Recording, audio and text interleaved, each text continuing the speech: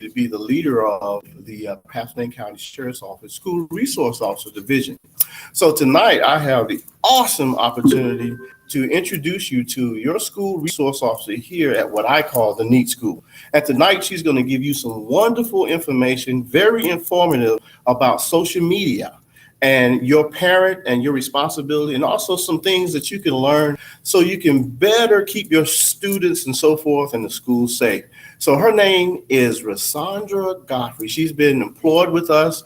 She is an awesome member of my team. She's been with us for about 2-3 years, and she is an awesome SRO. She is an asset to the Pasadena County Sheriff's Office. So let me get out of the way so she can give you this wonderful information.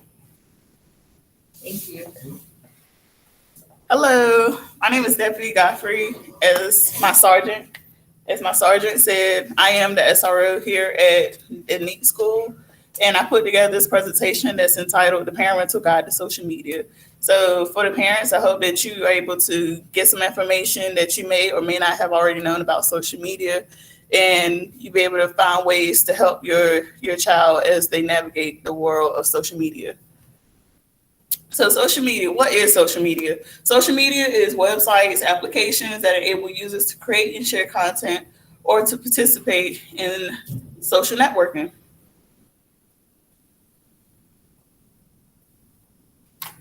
So social media comes in all different forms.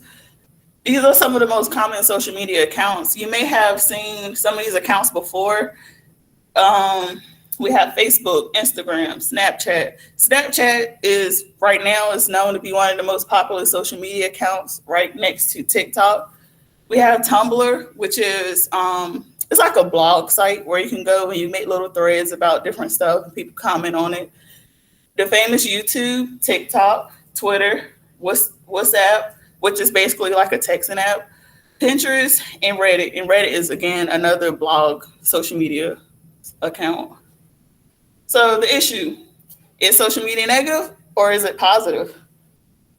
There was a research study that was done that said teens were split on whether social media can be viewed as positive or if it can be viewed as negative. So some of the positive aspects included you can connect with family and friends easier. You can get access to news a little bit easier, and you can find other people who have the same interests as you may have. But the negative downside of social media can be bullying, lack of in-person contact, and unrealistic views of others. So these are some statistics that's involved with social media. 37% of teens feel pressure to post content that will get a lot of likes on social media. 45% of teens feel overwhelmed by the drama that's on social media.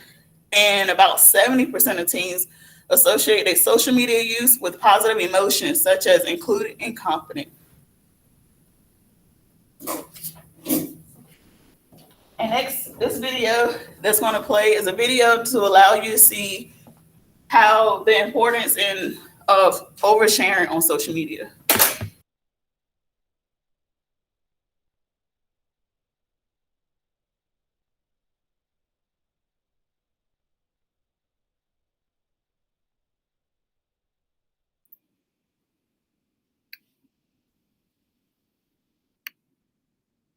And having a lot of people see it can definitely be kind of scary. You know, if you're a teenager, you're going to make bad decisions sometimes. They can screenshot it, they can do so many things to save that, and they can edit it in ways that you won't want them to. Whether or not you think it'll go away, it's there. Anything you post online, you're stuck with. Oversharing to me is putting too much of your personal life in front of a wide audience of people. Posting something for the sake of showing that you're there and maybe not because you're actually having that great of a time. Posting about things that people don't necessarily think are significant, but they're just kind of posting to be posting. What you share and how often you share is going to affect the way that somebody views you. Just because I'm going to post all the time, that doesn't mean that you're going to get all the attention. That doesn't mean that everybody's going to like you. For example, people have like Finstas or spam accounts where they just like post random stuff, and sometimes they get too personal with what they're talking about on there. things that are meant to be texted one-to-one, people tend to post online so 50 other people can see their plans for tomorrow or the next weekend. You could be doing something like that could potentially endanger yourself by making your account public and saying too much about where you live or who you are. When I'm in like a cool location and I want to show everybody where I am, but most of the time I'll just tag where I am on like a Snapchat story so people can know. So once you put something online, it can be there forever because people might take screenshots, they might record it, they might save it. I don't think people don't realize that it's going to be there forever. I think they just don't care. A lot of people have this mentality of like, what I'm doing is very insignificant. Why is anyone gonna care about this? You should be cautious of what you post. Don't post your pictures and think like, okay, nobody's seeing me, nobody screenshotting me, nobody doing nothing. Because people doing that, you just not gonna know. Your Snapchats, despite the fact that they only last, 4 to 8 seconds, they're still there. Your Instagram stories that go away after 24 hours, they're still there. Anything that is posted, anything that's up, no matter what happens, even if you leave it up for a minute and take it down, it's there as soon as you put it up there. No one's going to scrutinize everything that you say the same way that you might. You are not obliged to post every second of your life in order to please what you might seem as the majority of people. So when you feel like you have to post all the time, when you feel like you have to do this in order to get fame and attention, you don't. It's not your job. That's something you always have to be thinking about. What do you want people to remember you on social media as?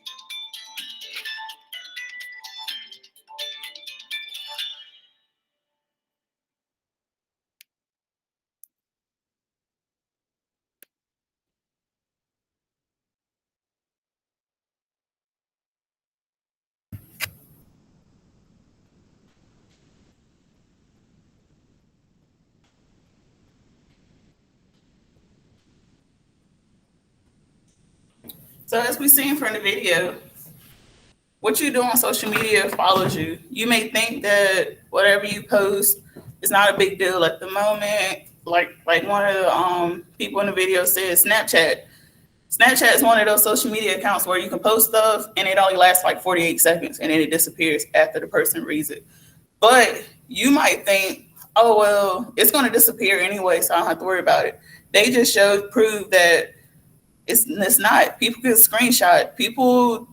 It just doesn't go away. It's there. So parents, you may be thinking now, what can I do to keep a better eye out on my child's social media? And it's simple. Communicate. Just communicate with your child to see what apps do they like to do. What apps do you do the most? Do you like to post pictures? If you do, what kind of pictures do you like to post? You can also ask questions like, have you seen anything online that you didn't like, or anything online that may have been inappropriate of any kind? Or one of the big questions is, how much personal information do you put out there? That's very important to know. So it's really all about communicating with your child to try to figure out what it is about social media that has them so intrigued. So the next, we're going to talk about the safety and security issues that comes along with social media. So the good news is, I don't want you to think that social media is just a really bad place and the internet is just full of craziness and I don't want my child near it. But there is good news. The good news is that most children are not getting in trouble online, but there are still risks to consider. So I'm going to talk about those risks. That's what this presentation is going to be all about. So we're going to talk about not just it's not just going to be for one device or website, but it's just going to be a general overall issues and topics that's going to help you better understand social media as a whole. So these topics are going to be inappropriate content, online privacy, sexting, online enticement, and cyberbullying. So now let's talk about the risk at every age. So you may be wondering, well, why is she talking about younger children? Social media and online stuff is not just teens. In this day and time, we have a lot of younger kids who are on social media. So it's best to start talking about this stuff early. For younger kids, you can go ahead and start talking about netiquette. Netiquette is basically like like this is etiquette, but it's for the internet. You can talk to them about looking at inappropriate content. Some of these, like I know a lot of younger kids like to use YouTube. And as we know, YouTube has some things that's not really child appropriate. So this would be a perfect time to start talking to them about that. Talk to them about pop-ups and passwords and not trusting everyone you meet online. Everyone you meet online is not your friend. So for tweens and teens, you could talk about cyberbullying, sexting, posting personal inappropriate information, and meeting offline. So these are all things that you, like I said, you can start at a younger age and start talking to them younger. I like the concept of, it's like when you teach a child how to fasten their seatbelt. You know, as a child, you fasten their seatbelt, and, you know, over time, as they get comfortable and they learn what's going on, they'll start trying to fasten their seatbelt themselves. So it's kind of the same concept. If you start young, they're going to remember and start building upon it. So we have to use those same tactics and strategies when we talk about social media and internet for our children. So the first topic we're going to talk about is inappropriate content. So what is inappropriate content? Inappropriate content is pornography, excessive violence, hate speech, and risky or illegal behaviors. So as a parent, how can you respond to this? Do not be frightened when your child comes to you and say, "Hey mom, I seen this online." The last thing they want you to do is be frightened. Just listen to them, pay attention to them, and stay calm. If they see that you're kind of worked up behind it, it's going to just raise them. It's going to raise their awareness, and it's going to kind of make them scared and kind of withdraw and be scared to talk to you about anything in the future that they may see that may be inappropriate. So tell them it's not their fault. If they have questions, answer the questions to the best of your abilities, and help them to report it. These are things not to post. Do not post illegal or inappropriate behavior, offensive language, threats of violence, underage drinking or drug use, or hate speech.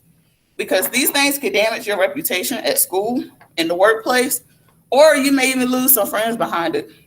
So you can also be punished at school, especially if it breaks a school rule.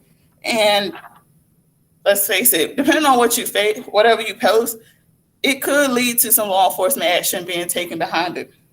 So, and one thing that a lot of youth these days don't realize, it can hurt your chances into getting to college, getting a scholarship, or getting a job in the future. So these are all things you have to think about when you make your social media posts. And this video is going to better explain that.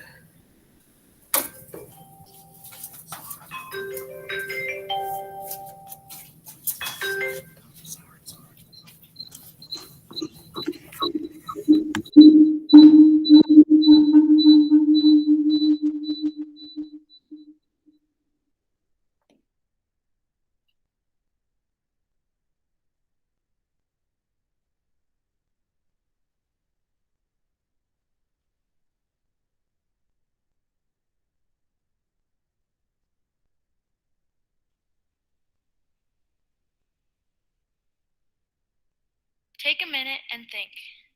How often do you stop and think about what will happen after you press send? What are people going to say? What are people going to think? Teenagers are notorious for being short-sighted. In the 80s, the hot topic for teenage indiscretion was drinking and driving. In the 90s, it was safe sex, and today it is social media. Teenagers forget to think before they hit send. Teenagers forget to think about how this post will affect their future. New technology gives everybody, especially teenagers, an easy chance to mess up their life. It can be a very dangerous place. Let's say you're at a party and someone walks in with alcohol. Next thing you know, everybody is drunk and people are handing you cups full of alcohol. Usually anyone would just say no, but you think, all my friends are doing it, and besides, what can one drink do? All of a sudden you're drunk too and posting pictures online. People usually think that this would never happen to them. Sadly, it is true. At a small town in Eden, Minnesota, 100 kids were issued severe punishments, including suspensions from school for posting while they were under the influence. Some of these kids were even on their school sports teams. The pictures they posted cost them 2 games for every picture that was posted. And some of them were even captains of their teams, but they were stripped of their leadership roles. When these students were accepted onto their sports teams, they signed a pledge saying that they would not drink. Yet these students did. But why? Maybe because of peer pressure, or thinking who would ever find out. But this goes back to the idea, yes, teenagers are short-sighted. A lot. Some people do not post a lot online, but some people do cyberbully. Schools that give students laptops are monitored by the police, or even the FBI. Associating the FBI with a school sounds like a big deal, right? In the summer of 2012, a school in Los Angeles paid a tech firm over $40,000 to track their middle and high school students' social media. What later came out of the results was shocking to many adults, but to many students, it was a relatable experience. A 12-year-old girl had jumped off of a bridge to her death because she was cyberbullied. The police were able to catch the 12 and 14-year-old girl who were bullying the other girl. However, the messages cost these girls the rest of their life. Whenever someone looks them up, they will see that they were arrested. I can imagine the same schools that were looking at them before are not looking at them anymore. Even if an online comment does not rise to the level of bullying, it can still destroy your life.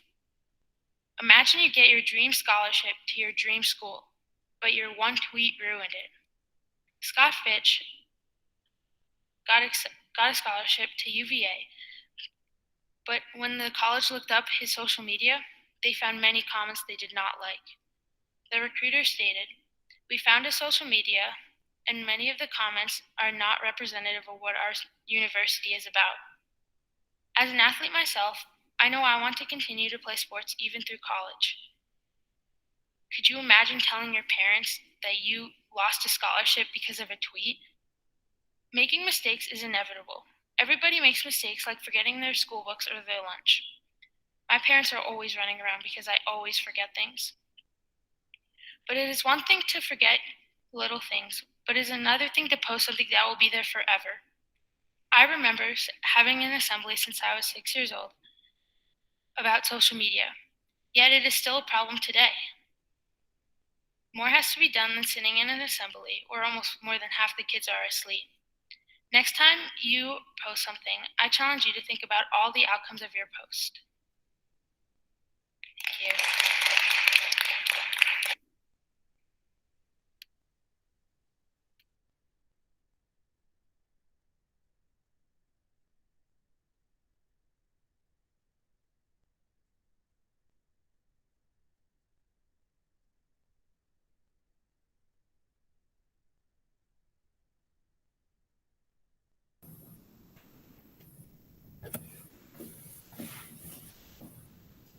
So as you see the importance of watching what you post, because what you post can follow you. So it's always important to be mindful of what you're posting, because like I mentioned before, and like she mentioned in the video, schools is looking, jobs is looking. You never know who's watching your Facebook, or not even Facebook, any of your social media accounts for that matter. So always be mindful. So parents, what can you do? These are 3 things that you can do to help your child. Connect, learn, and engage. Connect by setting some ground rules. Research before you buy. In other words, it's important to learn the device's capabilities before you buy it. And go beyond safeguards. So it's important to learn the platforms. Online enticement happens across all platforms. So be aware of the sites, games, and apps that your children use frequently. And be proactive. And as far as engage is concerned, talk about it. One of the biggest things about this whole presentation is just learn how to talk to your children about social media and just being safe on social media and online for that matter, and get involved and don't pull the plug on them. So taking away internet access because they made some kind of mistake online doesn't solve the problem.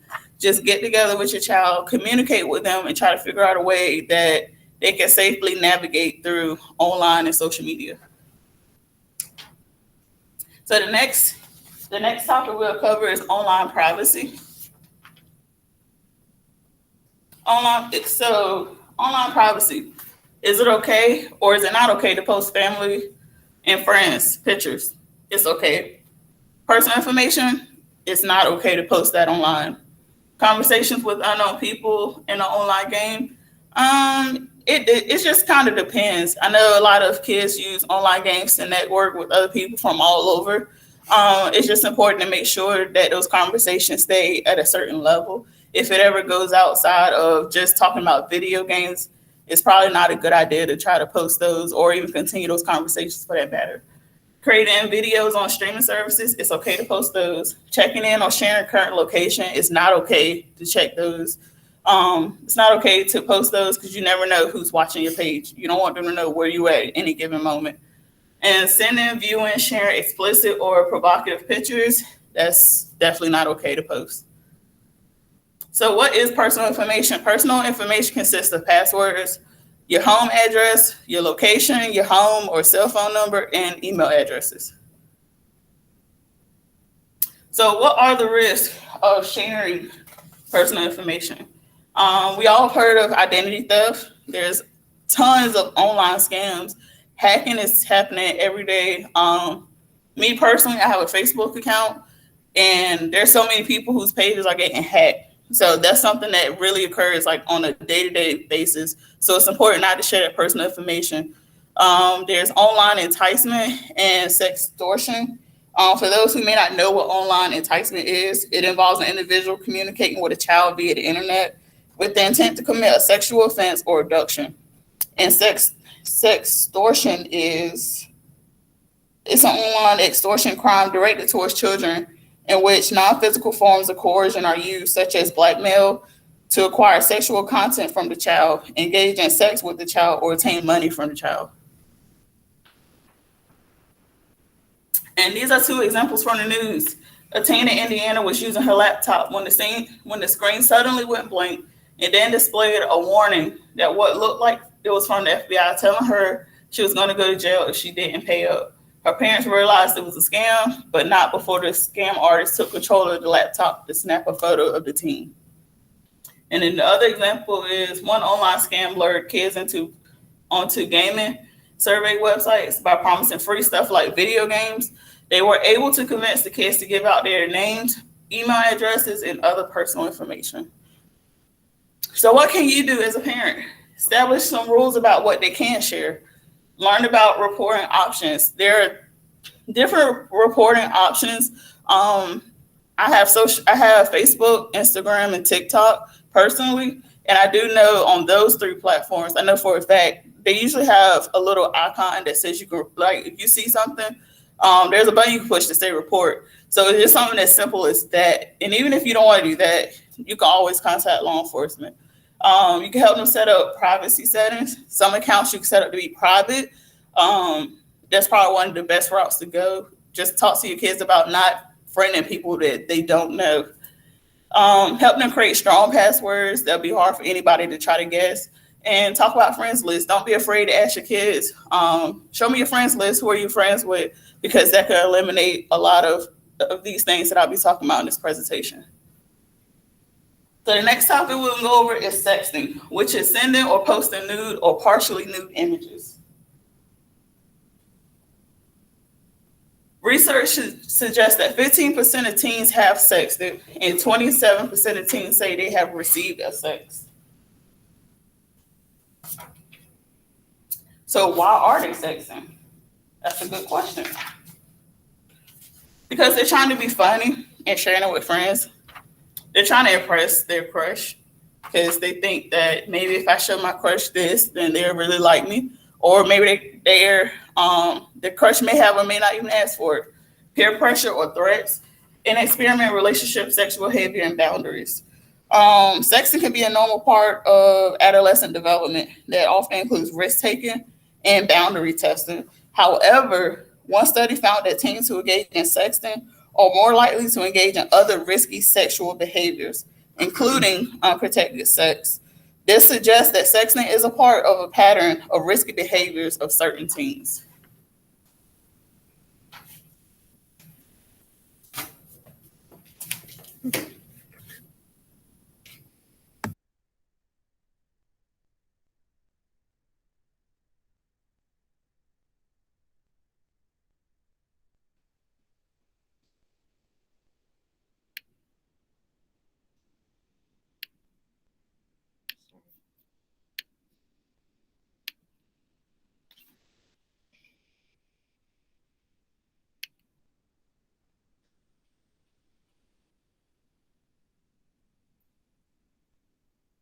Have you seen this space-age roofing product that lowers energy bills without solar panels or batteries? Hey there, I'm team behavior expert Josh Shipp. Today I want to talk to you about the topic of sexting, which is the sending or receiving of sexually explicit photos or videos. Now, if you haven't had a conversation with your kid about this topic, then you need to. Not because your kid may be necessarily doing this, but because it's a reality for teens in today's digital world. Now, if you're worried that your kid is sending or receiving text of sexually explicit photos or videos, you must find out for two very important reasons. Number one, these images are considered child pornography and are therefore illegal. Now, in general, most teenagers do not pay for their own cell phone. The account tends to be in the parent's name, and a lawyer could argue that the parent should be held liable for the kid's actions. So you should think of putting a cell phone in the hands of a kid no differently than tossing them the keys to the family vehicle. All right. Now, the second reason is this. Your internal anxiety of not knowing is going to eat you alive. And a healthy relationship with your kid is maintained by trust and destroyed by lack of trust. So here are some tips on how you can approach this important topic. Flat out ask your kid, are you sending or receiving sexual photos or videos? Now, the way you find out if your kid is sexting is simply by asking them straight up. Just straight up ask them. This is no time for gray area. Be direct, be clear. And how they respond to this surprising and awkward question is going to tell you everything you need to know. At this point, you know how to read the reaction of your own kid, so simply watch their reaction carefully when you straight up ask them that question. Secondly, ask the kid to see the photo and video library on their phone. Now, if the kid refuses to let you see their phone, then perhaps that's a clue that there could be a problem.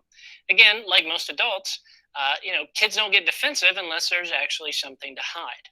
It's a time for you to be a parent and not a pushover. And remember that the kid and their phone is not a constitutional right, but it is actually a privilege.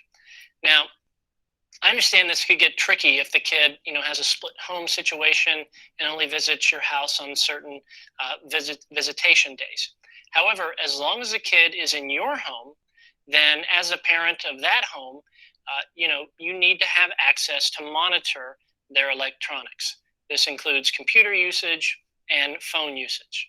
Now, regardless, every parent should have a cell phone contract with their teen. Whether or not your kid has done anything wrong or inappropriate, I highly suggest that parents write out a simple one-page contract with your kid to help establish clear written cell phone boundaries with your teen.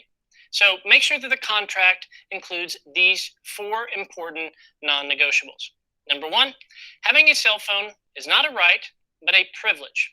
And this privilege can be revoked by a parent whenever they feel like something might be endangering the kid.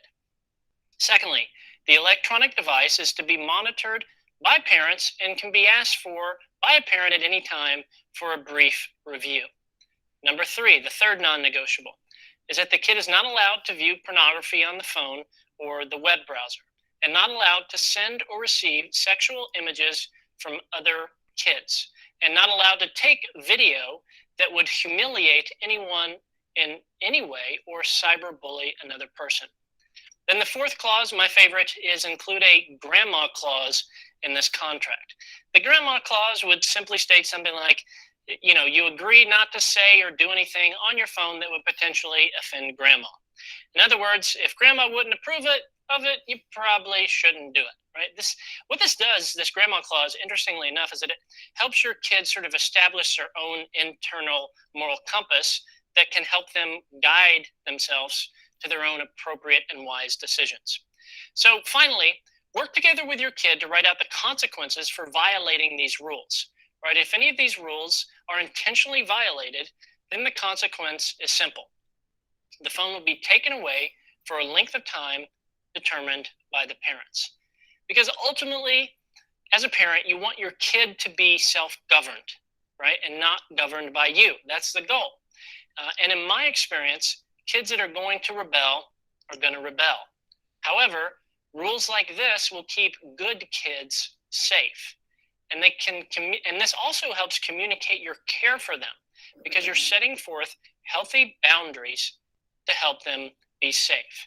Now, somewhere on this page, I'm going to make sure that you have an example of a cell phone contract so you can download that and sort of edit it and tweak it to make it your own. So good luck with this. Godspeed.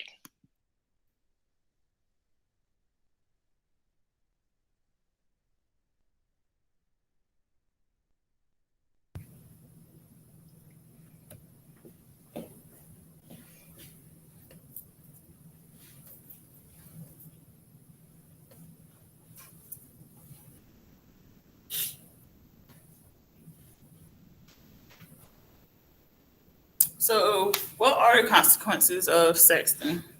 Consequences include humiliation from the victim, bullying, blackmail, school discipline, and law enforcement involvement. You may be wondering how law enforcement will be involved. I provided 3 general statutes that apply to this.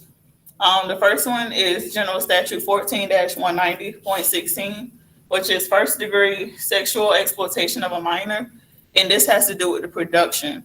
So the production is anyone who persuades, induces, entices, coerces, causes, or knowingly allow a child to engage in sexually abusive activity.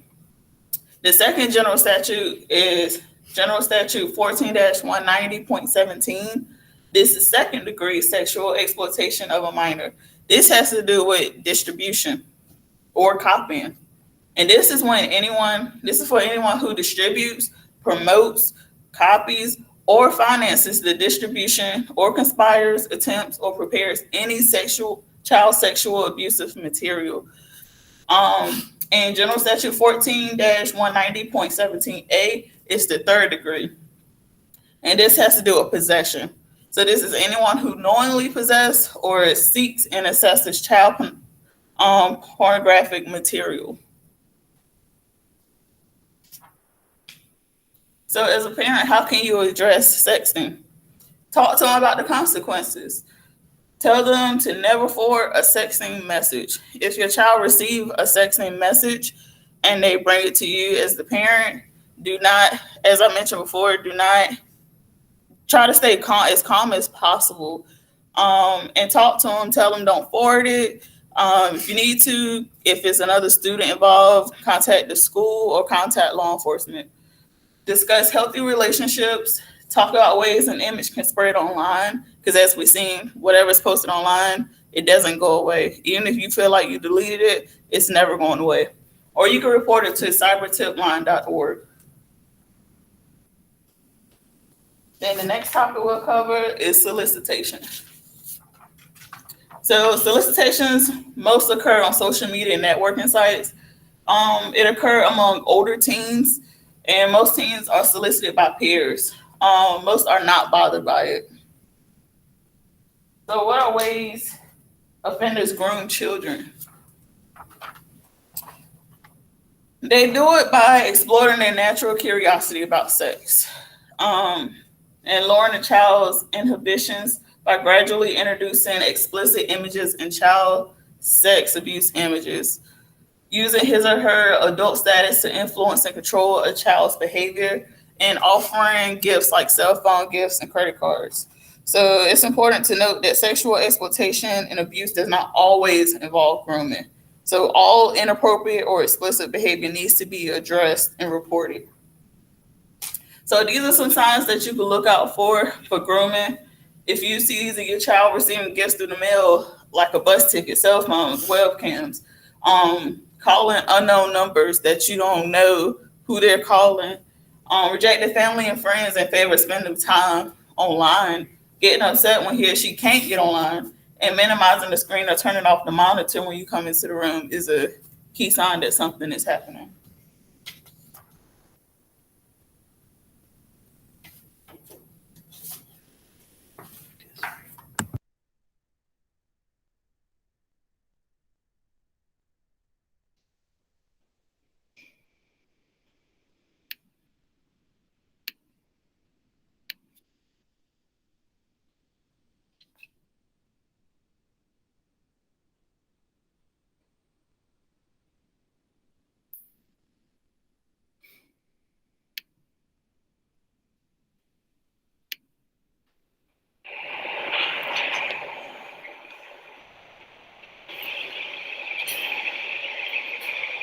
It happened to be 5 years ago. My parents were divorcing and things at school and with friends weren't too good. I felt like the world was falling down around me. That's when I met someone online. We would chat about everything in my life. I finally had someone to take my side and see things my way. I had someone who put me first. No matter how much I thought we could trust each other, I knew better than to meet in person with someone I had met on the internet. But one day, when school was dismissed early, there was someone waiting for me at my front door. I never thought I'd find myself in this situation. I learned the hard way that no matter who you think you're talking to online, there are people out there looking to hurt you. It doesn't matter if they're male or female, or if they look a little rough around the edges, or even if they're the most beautiful person. These people exist, online and in the real world. It happened to me too. I was 14 and someone online sent me a private message. I shouldn't have responded, but I messaged back and 7 days later, agreed to be picked up outside of my house at midnight. I was taken to another house and what happened there was terrifying.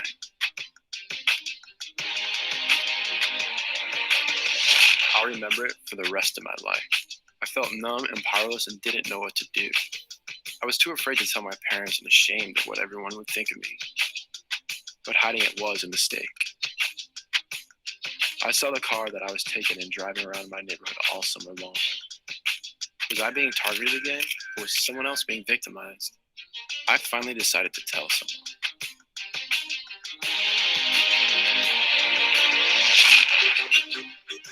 I have to live with the decision I made to trust someone I met on the internet. But the important thing is that I told someone.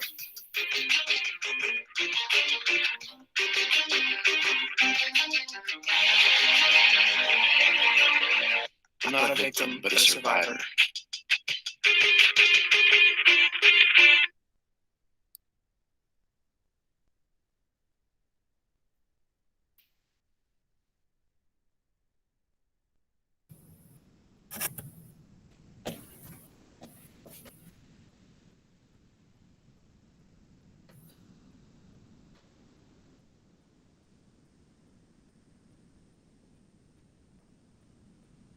So for the video about solicitation, a lot of people think that this is something that occurs with a lot of females. And statistics do show that it's more females, but that was a show that it actually happens to males as well. And luckily these two guys was brave enough to finally tell someone their experiences, and they was able to get the help that they needed. So parents, what can you do? What can you do in this situation?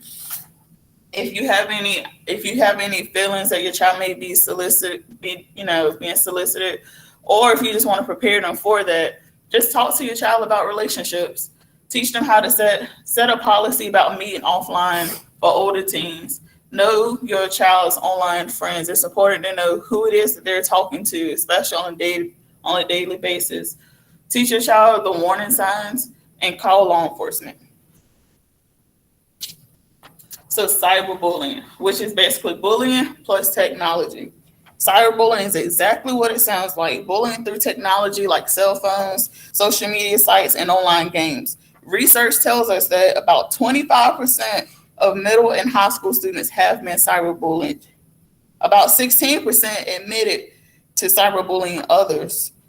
And youth who identify as gay, lesbian, bisexual, or questioning are more likely to be involved both as victim and as a bully. So these are some examples of cyberbullying: sending mean texts, photoshopping pictures, creating fake profiles, posting fight videos, spreading rumors of gossip, posting embarrassing pictures, and sending threatening or harassing comments.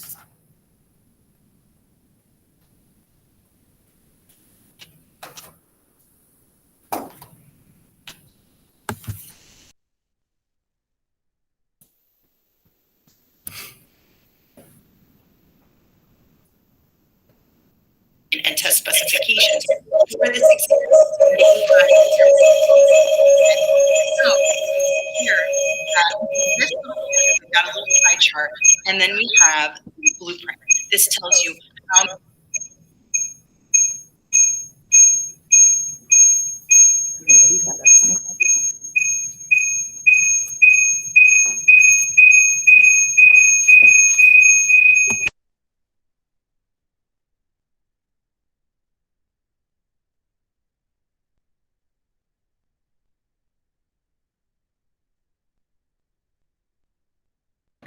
Coach Walton, I muted your computer during that. You'll need to unmute your computer.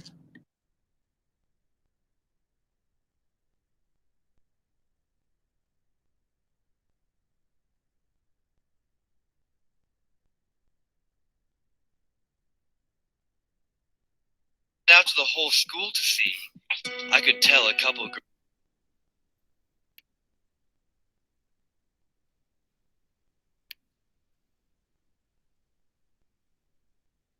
I heard about a lot of things my friends were doing online that were really mean or just plain crazy. I never thought I would do anything like that. One day my friend Pat showed me a website he made. He posted a list of girls in our school and had guys we know go on and rate them. Sort of a hot or not kind of website. I thought it was pretty funny, so I rated them too. We had a good laugh and I thought that was the end of it. The next day, everyone at school was talking about it. He had sent it out to the whole school to see. I could tell a couple of girls had been crying, and I knew it was because of what the guys had said about them and how they looked. I felt bad, but I didn't really get it until I went home that night. Turns out, the guys had put my little sister on the site too, but hid it from me because they knew I would get upset. She was crying when I got home, and she wouldn't even look at me. I would never have said those things to someone's face. I didn't even mean them. I thought it was just a joke between friends. Now Pat's suspended from school, and they might kick me out too. Once you put something online, you lose control of it. You can never get it back, and people can use it in ways you never even meant. I learned that the hard way. I wish I never saw that stupid site.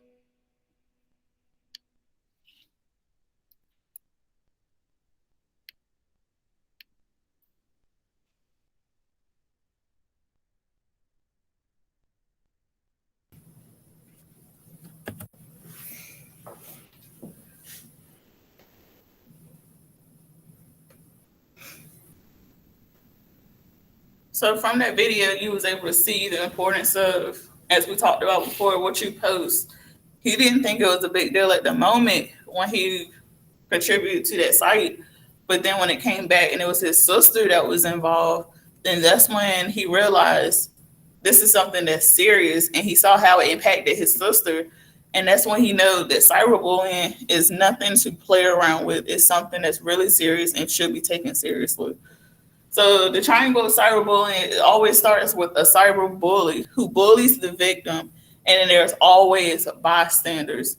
These bystanders can either tell an adult, or some of these bystanders just, it's almost like fueling a fire. They're just there to just egg it on instead of trying to get the help that's needed. So what's the effects of cyberbullying on the victim? The victim might stop using their computer or cell phones, start acting nervous whenever they receive any kind of messages, seem uneasy about going to school, and they may become withdrawn from family and friends. So how to help? Support your child and problem solve together. Consider saving the evidence just in case you need to go to the school, show the school what's been going on. If you need to go to law enforcement, you'll have all that evidence to show. Talk to them about blocking the cyberbullies and setting up new accounts. There's nothing wrong with having to set up a new account if you're being cyberbullied. And you can always go and talk to the school. So cyberbully behaviors is quickly switch screens or close programs when you walk by, which is very suspicious. Use a computer at all hours of the night. Get unusually upset if they cannot use the computer. Laugh excessively while online.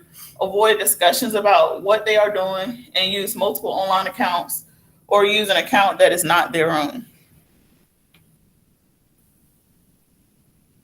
So talk to your child about not being a bystander. If they see somebody that's being cyberbullied or bullied in general, talk to your child about going talking to an adult, talk to a teacher, go talk to a principal. I'm always here. If you feel comfortable enough to come talk to the SRO, come talk to me about it. And we'll do something to put a stop to it.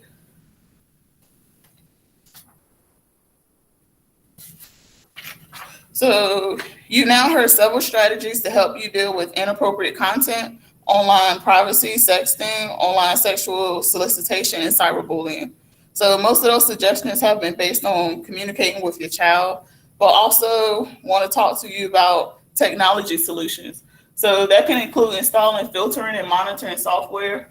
You can also consult with your cell phone provider, research options for other mobile devices, look at individual apps, and explore built-in security features. And as I mentioned earlier in the presentation, the key to all of this is communicate. You can never do too much communicate and make this a regular conversation with you and your child about the importance of social media and all the dangers that are out there. But like I mentioned before, try not to don't try to pull the plug on them so quick. Just try to be that person that they can go to and they can confide in.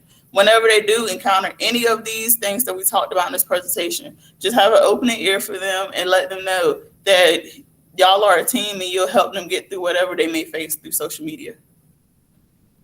And that is my presentation. I hope you was able to get some kind of information out of this. I hope you learned a lot. If you have any questions, feel free to reach out to me through the school.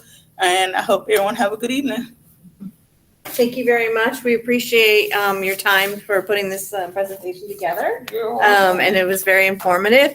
Those of you online, if you could take a few minutes to provide some feedback on tonight's presentation. We take feedback very seriously, so we know how to either continue the awesome things that we're doing or to improve what we need to improve on. So if you could take a few moments to scan the QR code and fill out the feedback form, we greatly appreciate it. We'll leave it up for a few minutes. If you have any immediate questions, you can type them in the chat. Otherwise, there is a question box on the feedback form that you can fill out, and I will get that information to our SRO to answer directly to you. Thank you again.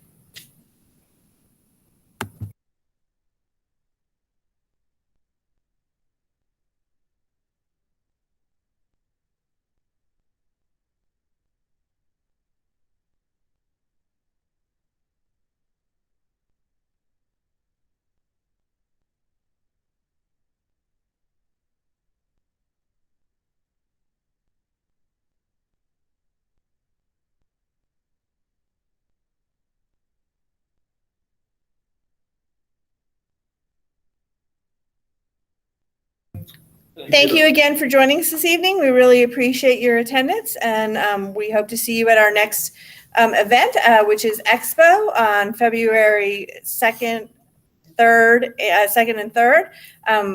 I just want to put in a plug. We will be having a federal programs information session and input session during Expo. It's a revolving a meeting, so please come by and stop in and find out how.